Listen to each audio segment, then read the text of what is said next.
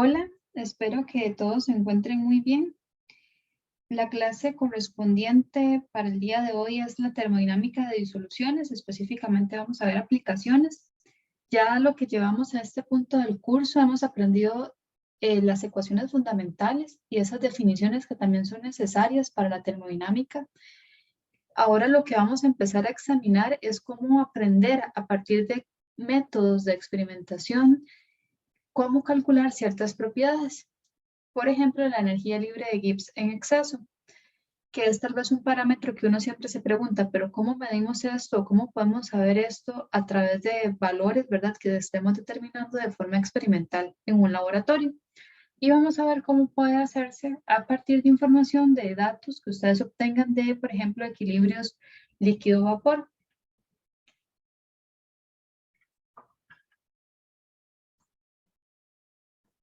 Entonces, como algunas veces me gusta hacerles, que es que primero pensemos en qué vamos a aprender. Esta figura nos va a ayudar a comprender eso. Básicamente lo que muestra es un recipiente en el cual hay una mezcla de vapor, o vamos a imaginarnos, ¿verdad? Que hay una mezcla de vapor con una disolución líquida y están en coexistencia, en un equilibrio vapor y líquido. Entonces, este sistema o este recipiente está equipado y podemos saber, ¿verdad? La temperatura y la presión. Y podemos saber que van a ser uniformes en todas las partes del recipiente, o va a ser como una suposición que vamos a hacer. Y entonces, eh, nosotros sabemos que parámetros, ¿verdad? O variables como temperatura y presión son eh, factibles, ¿verdad? De medir con ciertos instrumentos que resulten apropiados. Entonces, ¿qué es lo que podemos hacer? De este sistema, ¿verdad? O de este recipiente, nosotros podemos extraer muestras de vapor de líquido para realizar un análisis, lo que nos va a ir proporcionando valores experimentales para las fracciones en el vapor y también en el líquido, es decir, esa fracción molar en el vapor que siempre la hemos conocido como el YI y la fracción molar en el líquido que la conocemos como el XI. Entonces, vamos a ver cómo nos vamos a centrar con especial atención en la energía libre de Gibbs de exceso. ¿Por qué? Porque esta es una propiedad que es la base del coeficiente de actividad. No sé si recuerdan que habíamos ya hablado sobre ese coeficiente de actividad en, no recuerdo hace cuántas clases, pero recordemos que ese coeficiente de actividad lo habíamos visto desde que habíamos presentado la ley de Raoult modificada, que básicamente en esa, cuando habíamos visto lo de la red de Raoult modificada, decía que para que existiera equilibrio químico, la actividad de cada sustancia debía ser igual en todas las fases que se encontrara presente.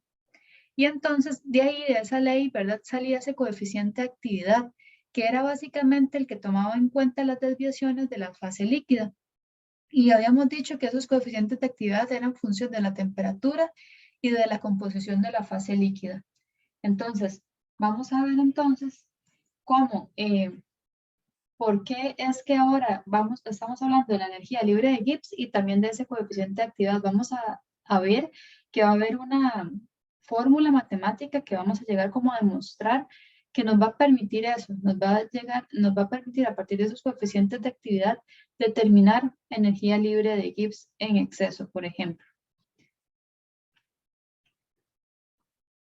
Entonces, no sé si se han dado cuenta, pero he estado mencionando siempre la palabra Gibbs en exceso. Entonces, lo que tenemos que tener en cuenta, ¿qué es una propiedad de exceso?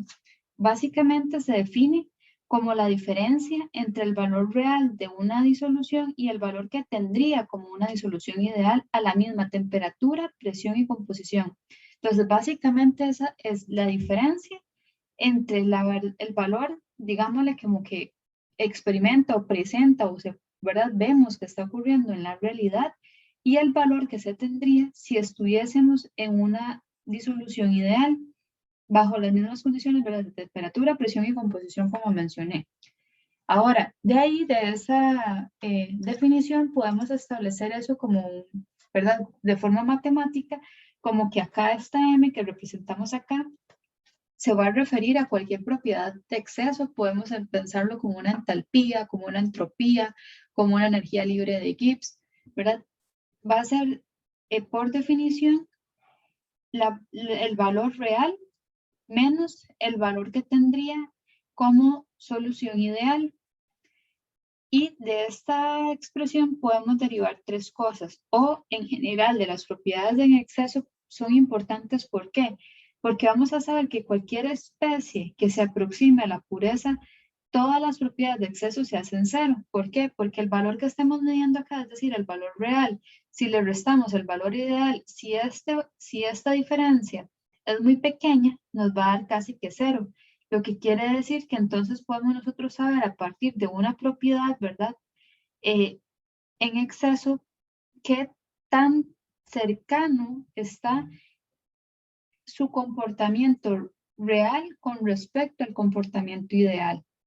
Luego, también vamos a ver, y este punto 2 les va a quedar más claro cuando hagamos los ejemplos con las gráficas que vamos a generar, y dice que aunque la energía libre de Gibbs en exceso en función de la fracción molar de la fase líquida tiene aproximadamente una forma parabólica, tanto la entalpía como la multiplicación de la temperatura por la entropía en exceso exhiben sus propias dependencias con la composición, y también se desprende que cuando una propiedad de exceso, ¿verdad? Llamándole M a cualquier, una genérica, tiene solo un signo, el valor extremo de esa propiedad máximo o mínimo va a ocurrir con frecuencia cerca de la composición equimolar.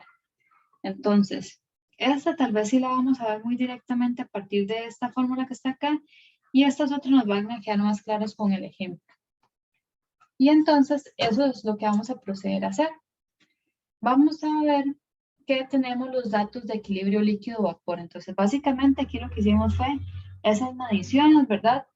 Con el sistema que les mostré al inicio, en las que ya sabemos entonces cuál es la fracción en la fase líquida y en la fase vapor. Para este caso, ¿verdad? Como está representado con el 1 acá, estaríamos diciendo que esos serían los del metil-etilcetona. Y si quisiéramos saber los del tolueno, pues va a ser muy fácil, nada más sería como 1 menos el X1 y 1 menos el Y1, ¿verdad? Entonces, ¿qué es lo que vamos a hacer? Vamos a pasarnos ahorita al Excel, porque aquí vamos a tener que calcular todo esto, sacar unos gráficos y tomar decisiones a partir de eso. Entonces, vamos a pasarnos ahorita a hacer otra cosa. Pero básicamente voy a adelantarles que lo que vamos a hacer al final es una reducción de datos. Entonces, ¿qué es? Que vamos a darnos cuenta que primero nosotros tenemos estos datos. Si nosotros graficáramos estos datos, nos vamos a dar cuenta cómo estos datos no siguen, ¿verdad? La ley de Raoult sin modificar. Es decir, hay que usar la parte modificada porque no se ajustan a la línea recta. Pero lo importante es darse cuenta que aún así no se aproximan, ¿verdad? Como les dije, a una línea recta, y entonces tal vez sacar deducciones de ahí es un poco complicado. Entonces, ¿qué es lo que vamos a hacer nosotros a partir de la reducción de datos? Es darnos cuenta que si nosotros utilizamos esta última expresión de acá, los datos se linealizan. Y entonces eso lo que nos va a hacer es lograr establecer dos parámetros que vamos a tener que aprender a determinar, que van a ser dos constantes que se le llaman como A12 y A21, que se refieren específicamente a dos valores que pertenecen a las ecuaciones de Margules, que es una ecuación a la que vamos a llegar más adelante. Entonces, por el momento, vamos a iniciar a hacer este ejercicio determinando cada uno de estos valores, construyendo las gráficas y explicándoles cómo van a poder determinar o conocer esos valores, ¿verdad? Que nos permiten llegar a obtener parámetros necesarios de una ecuación. Entonces voy a pasarme a la computadora para poder utilizar ahí el Excel. Entonces voy a dejar de compartir por acá y voy a pasarme a compartir por este otro lado.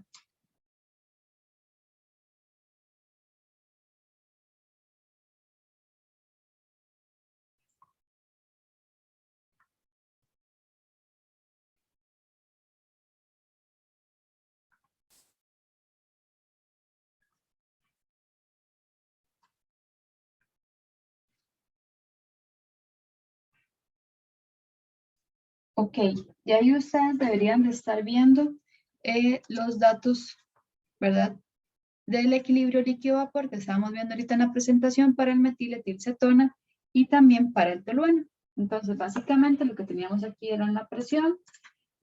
Esta corresponde a la fracción molar, ¿verdad? De una fase líquida para el metiletilcetona y esta otra corresponde para el tolueno. Y estos datos están dados, ¿verdad? A una temperatura de 50 grados, como decía el enunciado que estábamos viendo ahora en la presentación.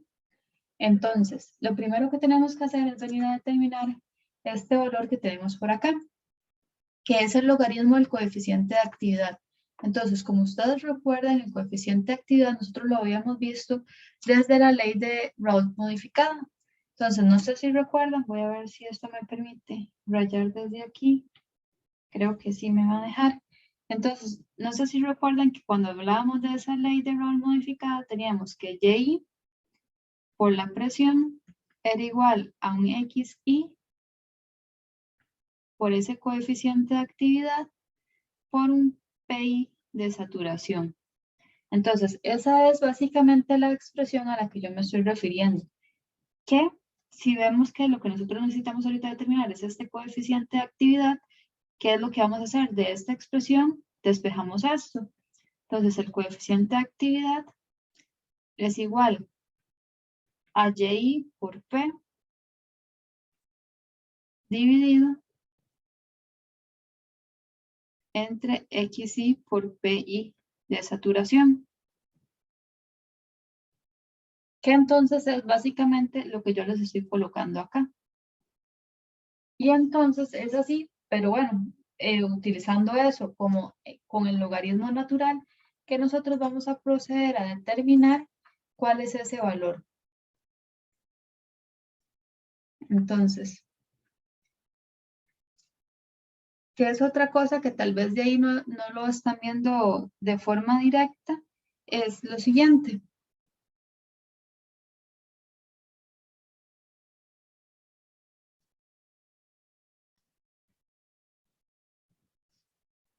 Es específicamente de que este valor que ustedes están viendo por acá, de 12,3, corresponde a la presión de saturación o a la presión, de saturación del componente 2 y que esta otra corresponde a la presión de saturación del componente 1. ¿Y eso cómo lo podemos saber?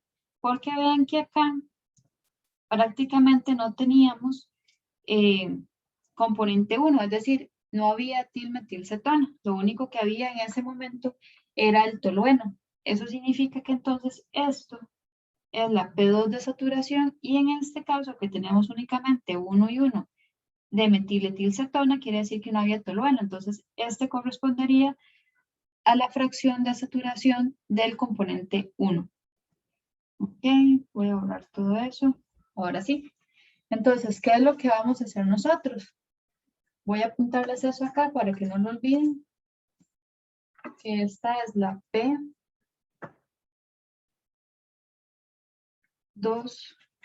de saturación y que esta es la P1 de saturación.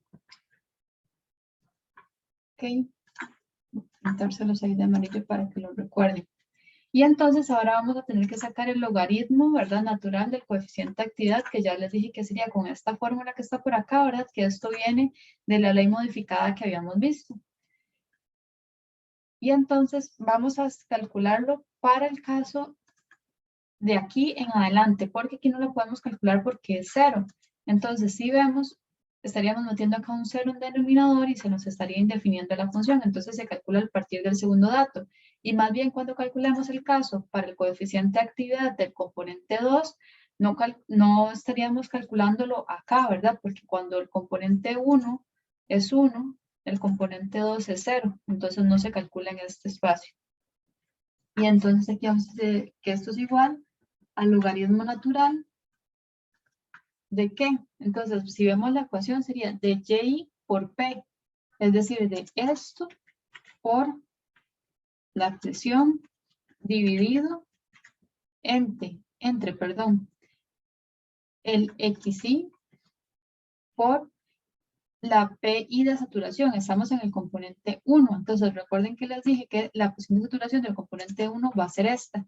Y ese valor se va a mantener a lo largo de todos los cálculos. Entonces, vamos a bloquearlo. Ok, voy a copiar aquí el formato para que se vea mejor.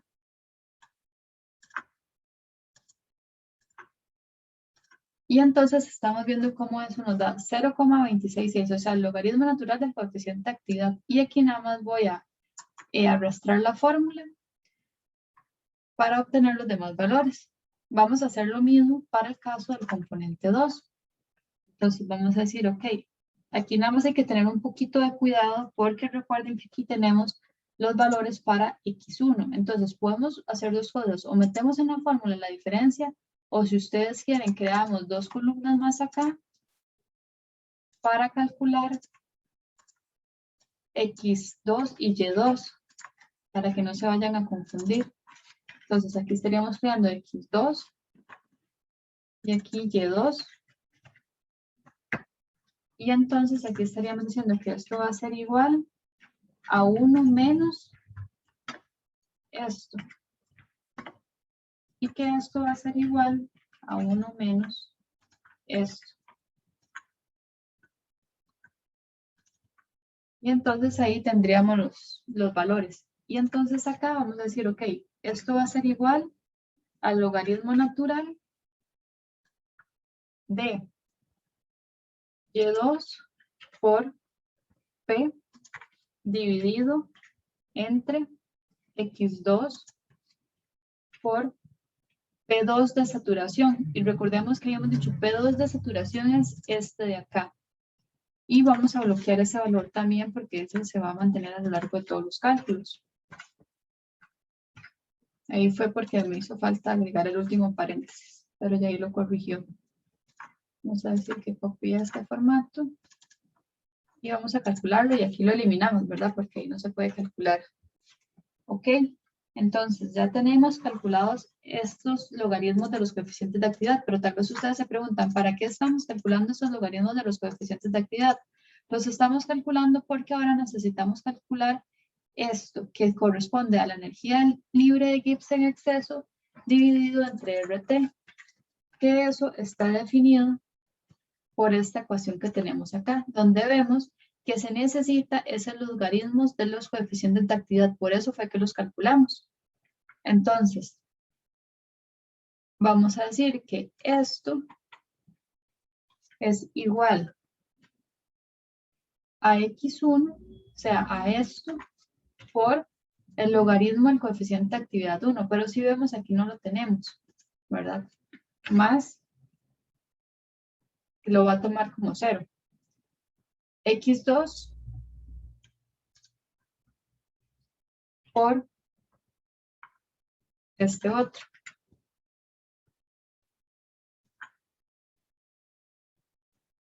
Y así lo vamos a calcular para todos estos.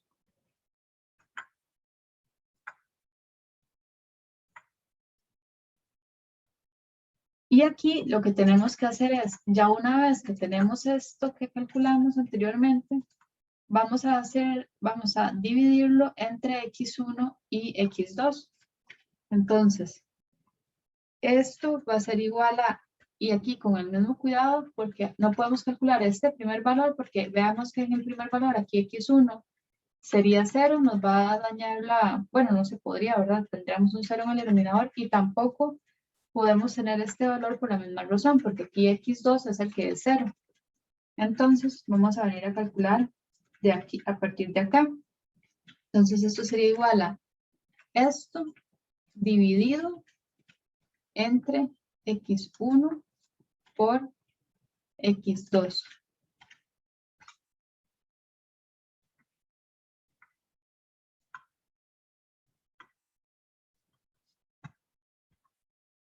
¿Ok?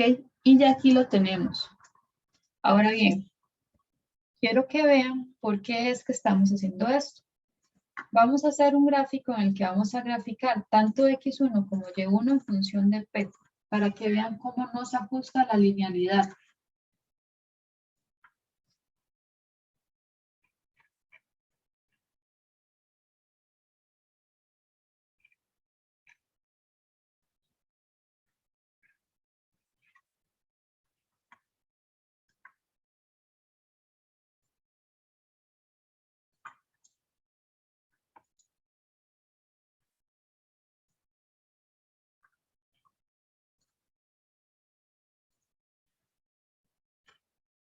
Entonces, en X vamos a poner los valores correspondientes a X1 y en Y las presiones.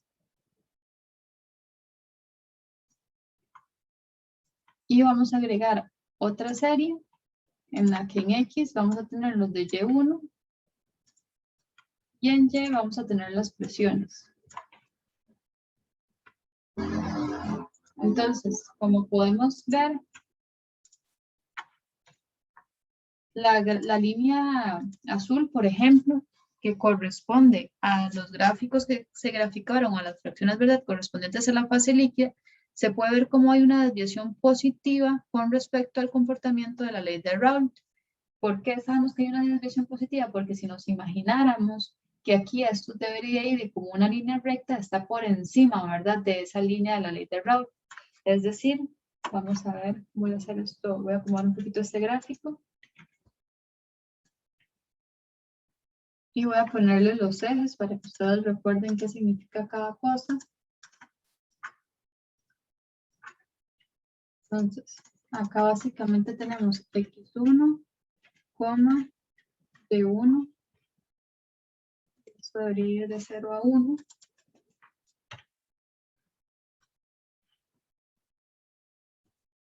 Y aquí vamos a ponerlo a partir de 10, porque es como empieza ya en 12.30. Y aquí lo que nosotros tenemos es la presión en kilopascales. Ok, entonces,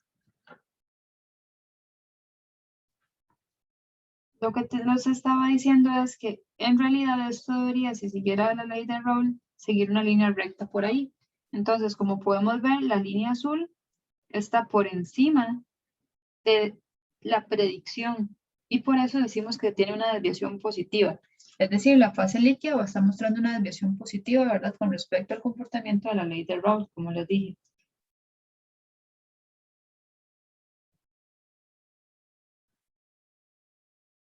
Vamos a borrar esto. Ok. Ahí estaríamos ya. Ahora bien, como vemos, ¿verdad? No son específicos, no son líneas rectas, ¿verdad?, cuando estamos haciendo esta gráfica, pero nos vamos a dar cuenta que cuando grafiquemos esta otra parte de acá, ¿verdad?, que es la de la energía libre de Gibbs en exceso, vamos a ver cómo los datos se nos transforman en una línea recta, que es lo que nosotros andamos buscando. Entonces, ahí, ¿qué es lo que vamos a tener que hacer? Vamos a, por ejemplo, tener que graficar X1 en función de esto, pero igual, ¿verdad? Entonces, tomándolo desde aquí. Y vamos a darnos cuenta cómo luego esto va a ser un valor que nos va a interesar y esto también, pero que los vamos a obtener a partir de los valores que obtengamos en la recta. Estos dos valores de aquí. Entonces vamos a decirle que vamos a insertar un gráfico.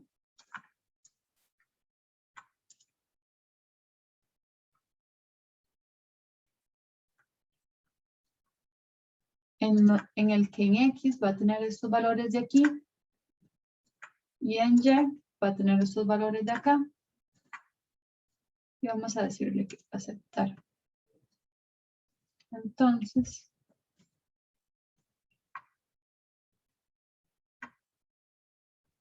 ahora, si nosotros colocamos una línea recta, o bueno, solicitamos la línea de tendencia, ¿verdad?, nos está dando esta línea de tendencia. Y esta línea de tendencia es lo que nosotros necesitamos. ¿Por qué? Porque eso nos va a permitir determinar dos parámetros de la ecuación que vamos a ver más adelante, que nos va a ser de gran ayuda, o que van a pedirnos muchas veces que determinemos esos parámetros. Entonces, ¿qué es lo que vamos a tener que hacer nosotros? Vamos a tener que nada más despejar desde esa línea pensando en dos casos para poder obtener los parámetros A21 y A12 de la ecuación de Margulis. Entonces, ¿qué es lo que vamos a decir? Ok, ahí la pendiente, vamos a decir pendiente, es menos 0.1881. Y el intercepto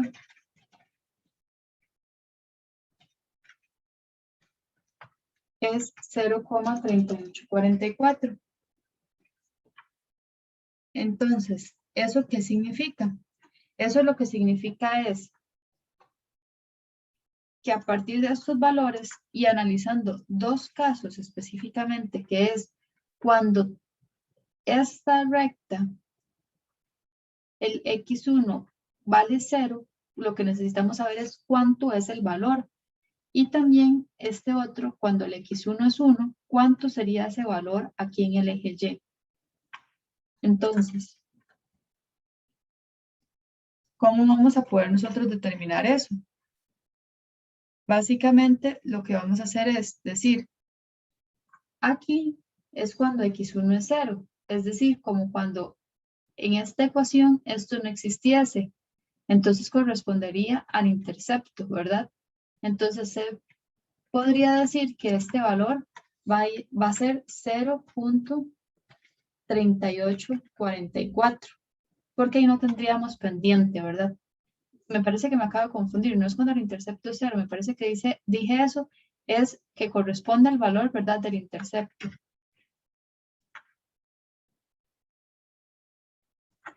Vamos a...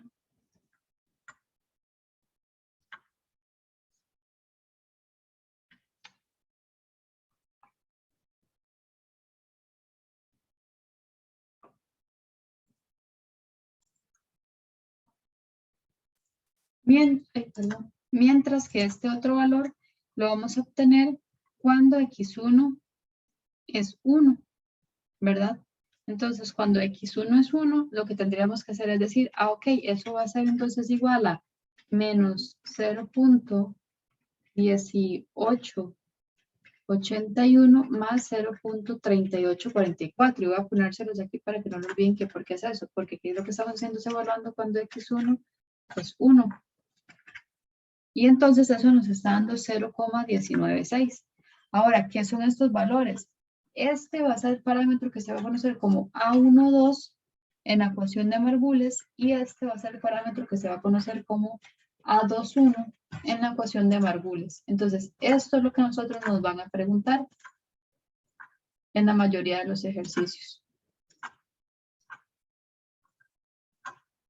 Ahora, vamos a ir a ver de dónde salen, ¿verdad? La demostración de dónde salen estos valores. Ya sabemos, ¿verdad?, que lo que tenemos que hacer es hacer estos cálculos para poder obtener la ecuación de esta recta y a partir de la ecuación de esta recta es como si estuviéramos extrapolando esto hasta obtenerlo aquí en 0 y hasta obtenerlo aquí en 1, porque son esos valores los que necesitamos que ver, pero que a partir simplemente de utilizar la ecuación como tal no podríamos calcularlo porque del denominador se nos indefine, porque en el primer caso x1 es 0 y en el segundo caso x2 es 0. Entonces no lo podemos hacer así.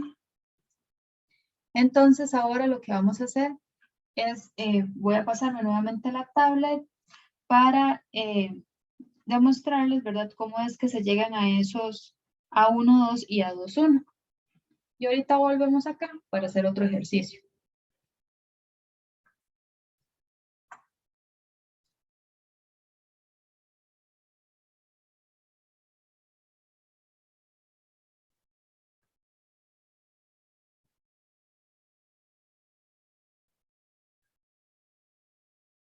Aquí esto es el ejemplo que estábamos realizando, ¿verdad?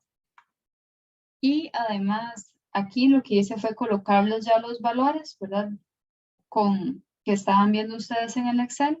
Acá les voy a colocar esos gráficos que acabamos de hacer para que los recuerden. Y aquí es donde vamos a hacer la demostración.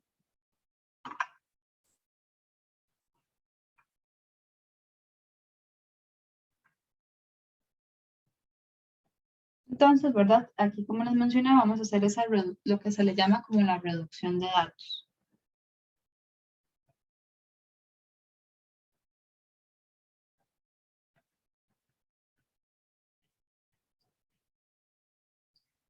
Entonces, nosotros lo que tenemos es lo siguiente. Básicamente, sabemos que la energía libre en exceso o la energía libre de Gibbs en exceso entre X1, X2, RT.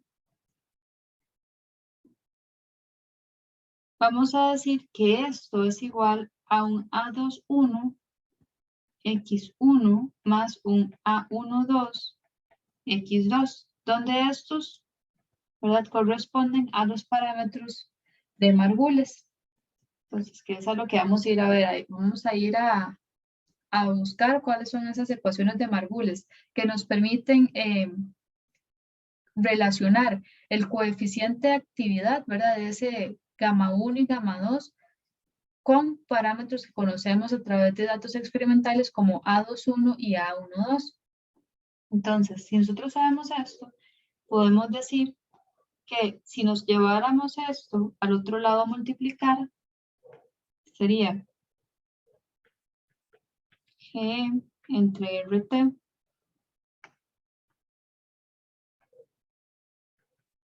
es igual a A21 X1 más A12 X2 multiplicado por X1 X2. Y ahora lo que voy a hacer es multiplicar toda la expresión por n. O, visto de otra forma, lo que podemos hacer es decir, ok, yo quiero tener la expresión en términos de n. Entonces, yo voy a decir que x1 es igual a n1 entre n1 más n2, ¿verdad? Donde sabemos que el denominador son los moles totales. Y x2 nosotros sabemos que es n2 entre n1 más n2. Y entonces voy a ir a sustituir eso. Entonces tenemos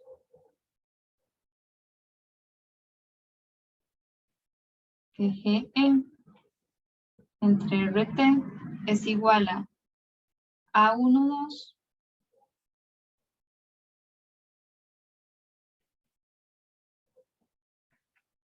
A21, perdón, por X1, pero ¿qué es X1? Es N1, N1 más N2, más A12 por X2, pero ¿qué es X2? Es N2 entre N1 más N2 por X1 por X2, es decir, N1, N2 entre N1 más N2 al cuadrado, ¿cierto? Y ahora, entonces lo que vamos a hacer es decir, ok, yo sé que N1 más N2 es N. Entonces vamos a proceder a hacer ese cambio. Voy a copiar esto.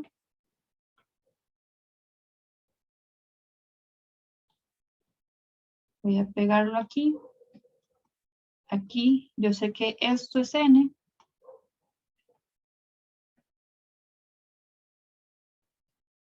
Voy a cambiarlo únicamente ahí. Aquí lo que estoy haciendo es aplicando que N es igual a N1 más N2. ¿Ok? Y entonces, si ustedes piensan, ok, yo multiplico este por este por este, entonces esto me queda como un único factor acá y lo que hago es, en lugar de ponerlo aquí, me lo voy a llevar para acá.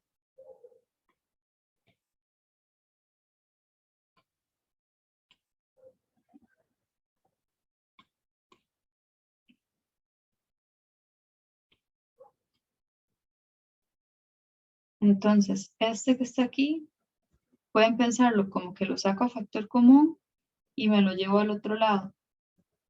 Estaba dividiendo, entonces va a pasar acá a multiplicar. Y así, ya teniendo la expresión de esta manera, lo que voy a hacer es derivar en función de los moles. ¿Por qué? Porque tenemos que recordar de uno de los capítulos pasados la expresión que voy a colocar a continuación.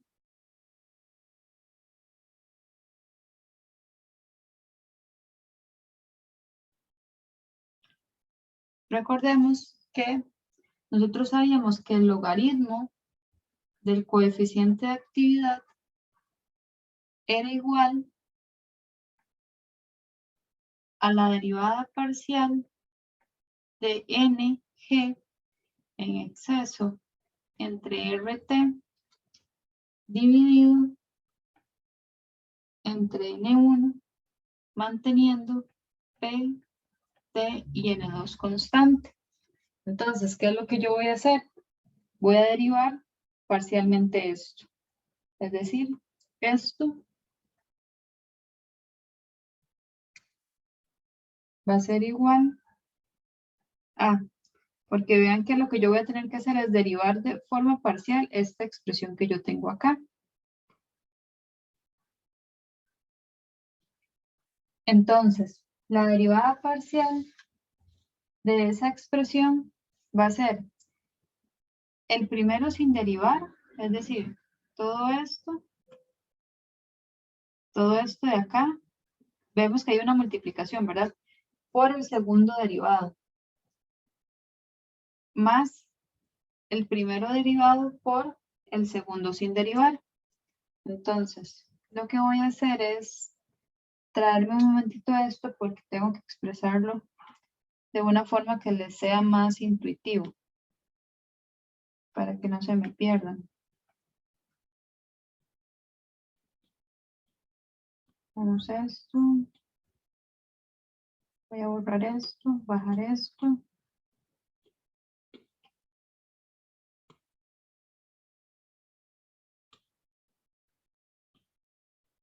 Y ahora sí lo voy a derivar. Ah, bueno.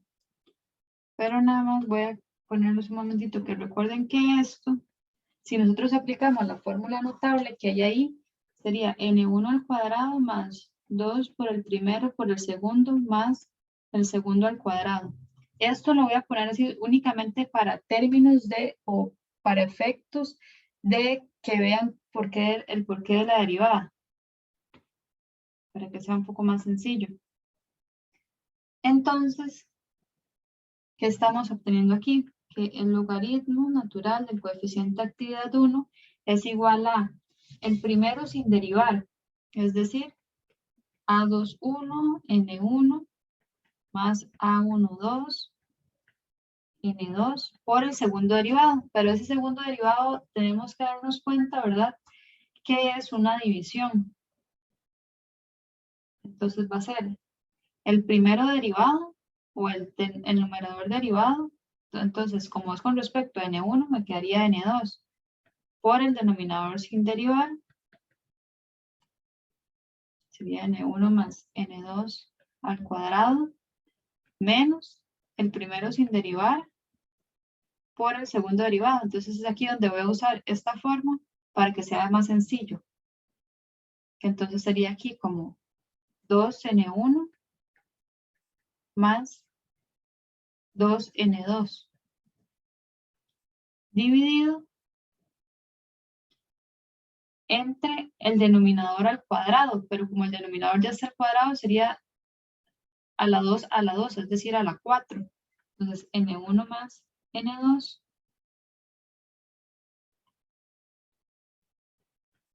elevado a la 4.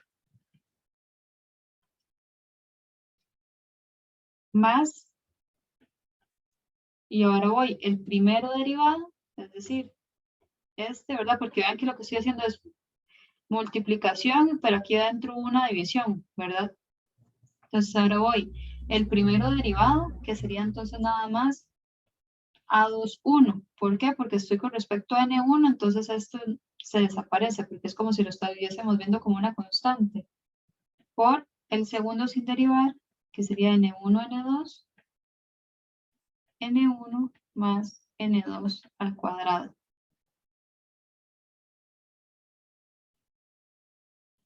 ¿Ok? Tal vez voy a hacer esto para ver si me cae todo en una sola línea.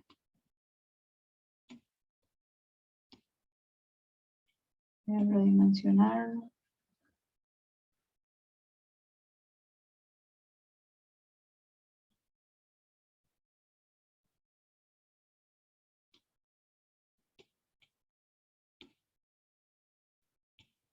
¿Ok? Y ahora aquí lo que voy a hacer es un poquito de álgebra para acomodar los datos. Entonces tenemos que el logaritmo del coeficiente de actividad 1 va a ser igual a este paréntesis A21, N1 más A12, N2. Y aquí vamos a decir, vemos que tenemos varias veces N1 más N2, pero casi, ¿verdad? Lo que voy a hacer es separarlo, voy a decir N2, N1 más N2 al cuadrado, dividido entre N1 más N2 a la 4 menos, y de ahí, de ese paréntesis voy a sacar el factor común un 2. Entonces sería 2 N1 N2 por N1 más N2 dividido entre N1 más N2 a la 4 más el A21 N1 N2 entre N1 más N2 a la 2. Y ahora lo que voy a hacer es cancelar lo que pueda cancelar. Entonces el logaritmo del coeficiente de actividad 1 es igual a A21 N1 más A12 N2. Y entonces estos dos se me van a ir con 2 de acá. Entonces me quedaría N2 entre N1 más N2 a la 2 menos, y este de acá se me va a ir con 1 de acá. Entonces me va a quedar 2 N1 N2 dividido entre N1 más N2 a la 3.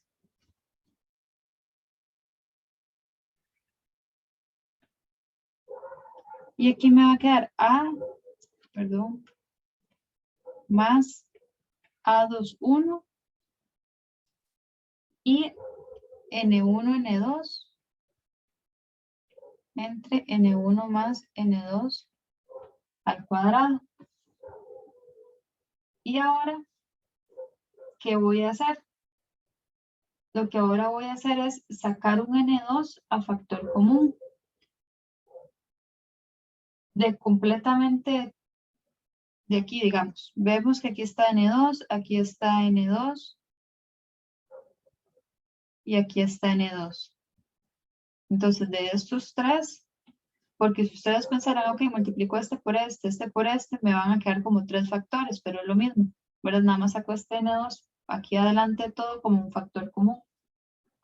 Entonces, tendría el logaritmo del coeficiente de actividad 1 es igual a N2, ¿verdad? Que estoy sacando a factor común, que multiplica, voy a copiar esto para que sea un poquito más rápido.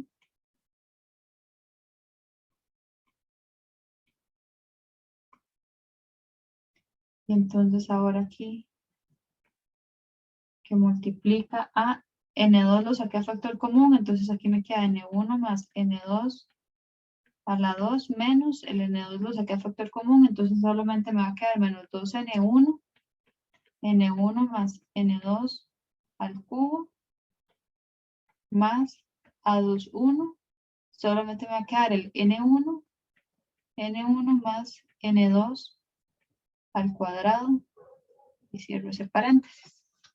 ¿Ok?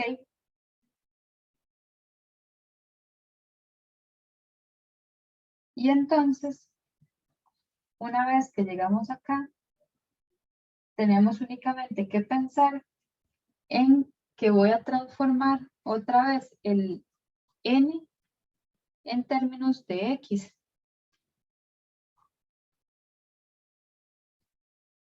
Y así, entonces, con solamente cambiar esos n's que están apareciendo ahí, ¿verdad? N2. Bueno, aquí recordando, bueno, aquí me queda espacio. Aquí recordando, ¿verdad? Que, momento.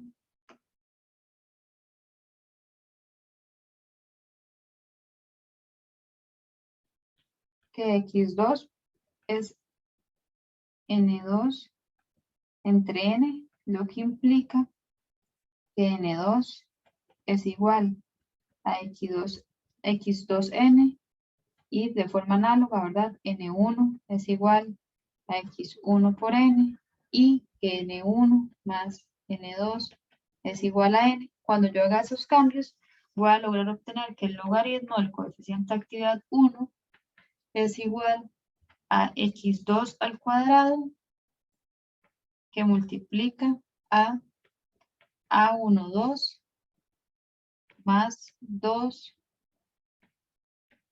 A21 menos A12 por x1. Y a esto, aquí estamos llegando a una ecuación muy importante, ¿verdad? Que es una de las ecuaciones de Margules, en las que nos damos cuenta que el coeficiente de actividad depende de la fracción, ¿verdad? De cada uno en molar en la fase líquida de cada uno de los componentes, del componente 2 y del componente 1, y de estos dos valores, ¿verdad? Que es lo que conocemos como los valores de Margules, que podemos determinar o que determinamos a partir de los datos experimentales. Y entonces podemos así determinar, por ejemplo, cuánto es el coeficiente de actividad del componente número 1. Entonces voy a copiarles ahora, porque si hiciéramos el caso análogo, ¿verdad? Para obtener el logaritmo del coeficiente de actividad del componente 2, vamos a llegar a lo mismo. Entonces voy a llevarme esta ecuación para allá, para una nueva diapositiva.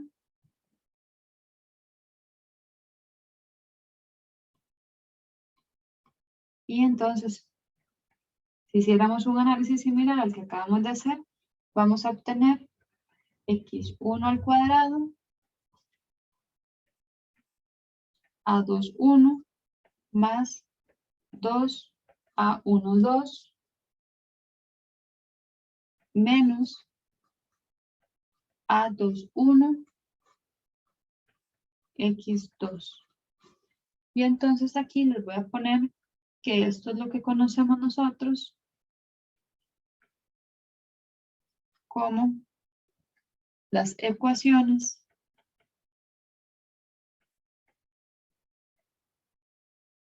de Margules.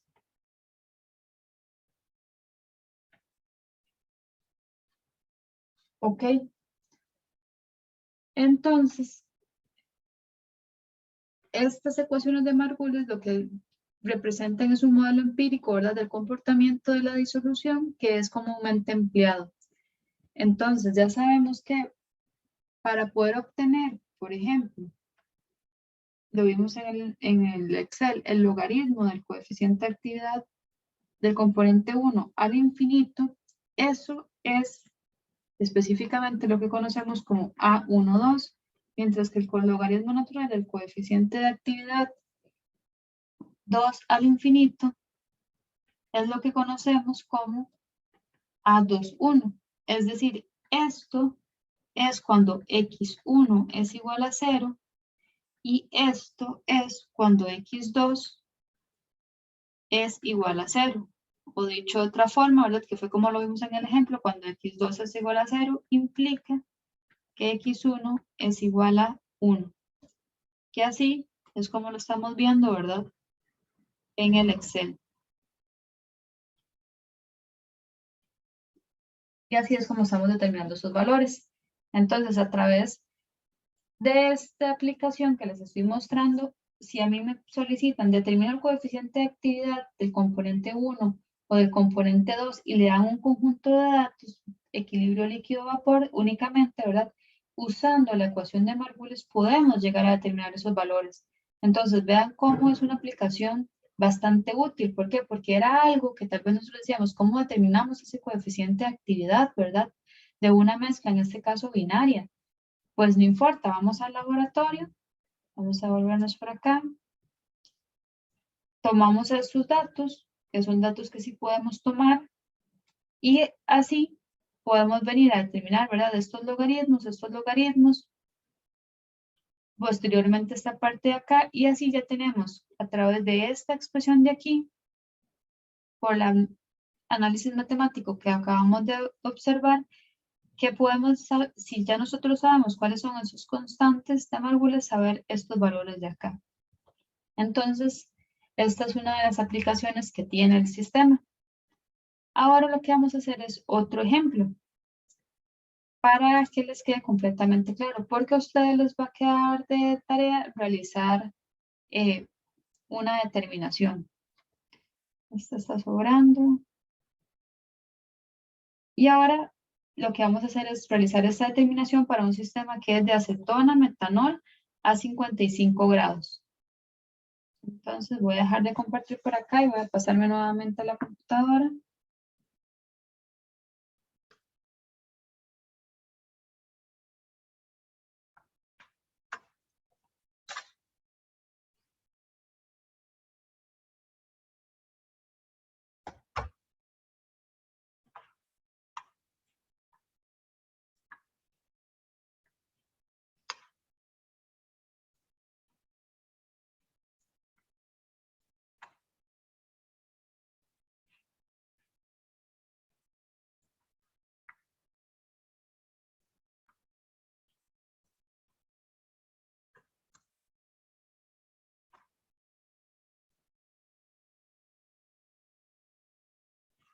Ok, entonces vamos a venirnos acá, en la segunda pestaña, donde sería el ejemplo número 2. Y entonces, de forma similar, vamos a proceder a determinar esto. Entonces, ya sabemos que vamos a necesitar, ¿verdad?, crear dos columnas para calcular también X2 y Y2, para que no se nos confunda. Pero recordemos que siempre lo que nos van a dar es nada más este set de datos, ¿verdad? Entonces procedemos a determinar X2 y Y2. Y entonces aquí vamos a decir que esto es igual a 1 menos esto. Y que esto es igual a 1 menos Y1. Y ahora, igual aquí, ¿verdad? Este logaritmo, lo que vamos a hacer es determinarlo con esta fórmula que tenemos por acá.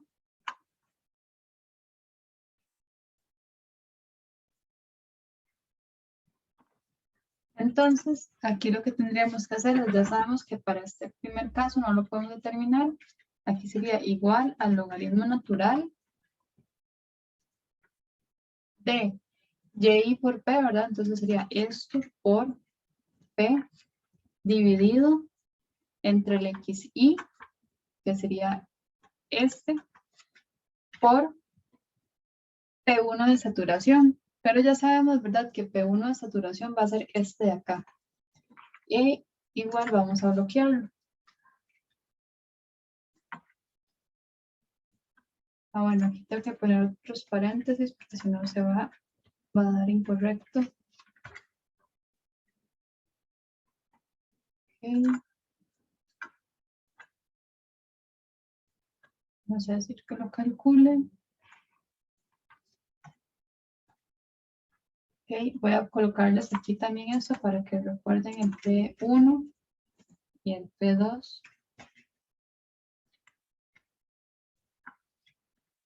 De saturación. Vamos a proceder a realizar lo mismo con este otro.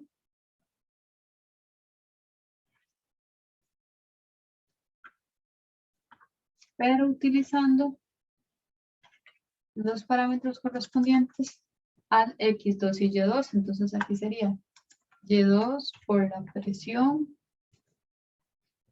dividido entre X2 por la P2 de saturación, que va a ser esta.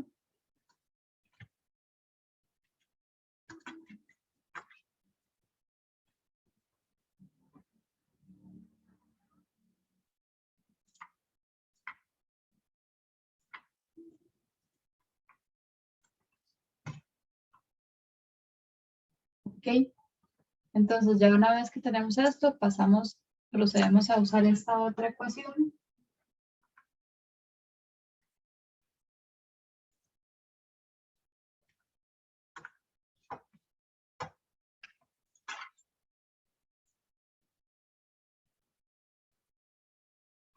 Sería X1 por esto más X2 por esto.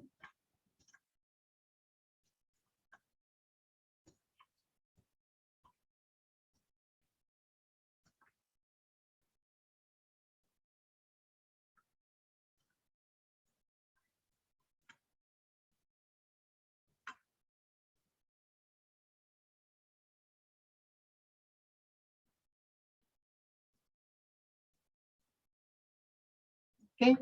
Y ahora vamos con esta otra que es multiplicándolo, bueno, más bien multiplicando lo anterior por 1 entre x1 y x2, que es lo que nosotros nos va a hacer permitir, o lo que nos va a permitir, ¿verdad? Más bien linealizar los datos. Es decir, esto entre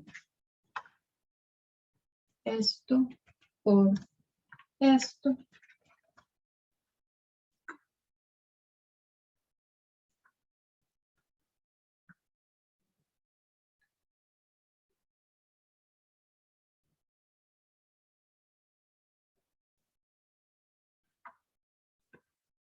¿Ok?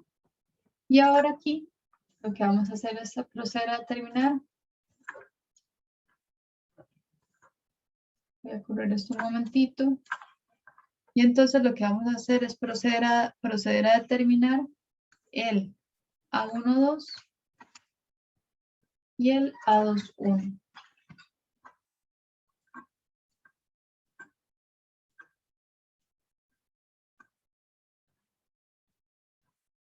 ¿Y cómo vamos a determinarlos? Construyendo la gráfica, ¿verdad? Entonces vamos a decir acá, vamos a insertar un gráfico. Vamos a seleccionar los datos y vamos a decir que en el eje X nos grafique X1 y que en el eje Y nos grafique esto. Y vamos a decirle aceptar. Aceptar. ¿Ok?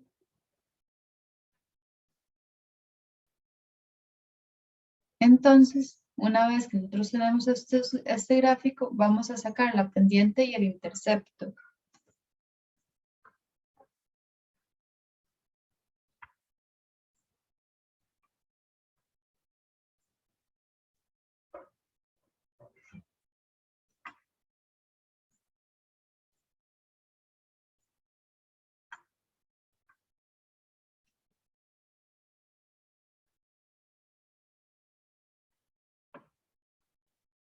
¿Ok?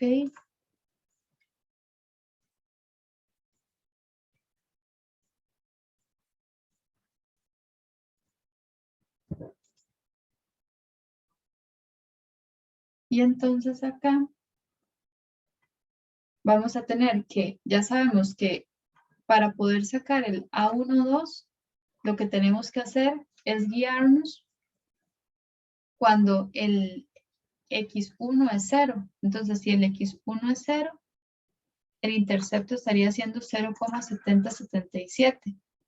Entonces, ese es el valor que vamos a colocar acá, 0,7077.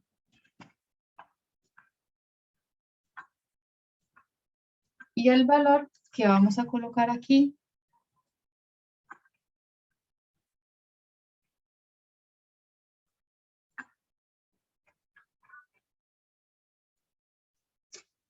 es el que corresponde a menos 0,0182 por 1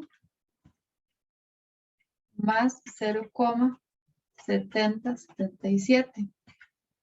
Entonces dice que es 0,6895. Entonces esos serían los valores para los parámetros de Margules de este otro sistema. En el cual en este otro sistema lo que estábamos trabajando, ya les recuerdo cuáles eran las sustancias. Vamos a ver. Eran acetona metanol a 55 grados. Ok. Entonces voy a pasarme nuevamente a la tablet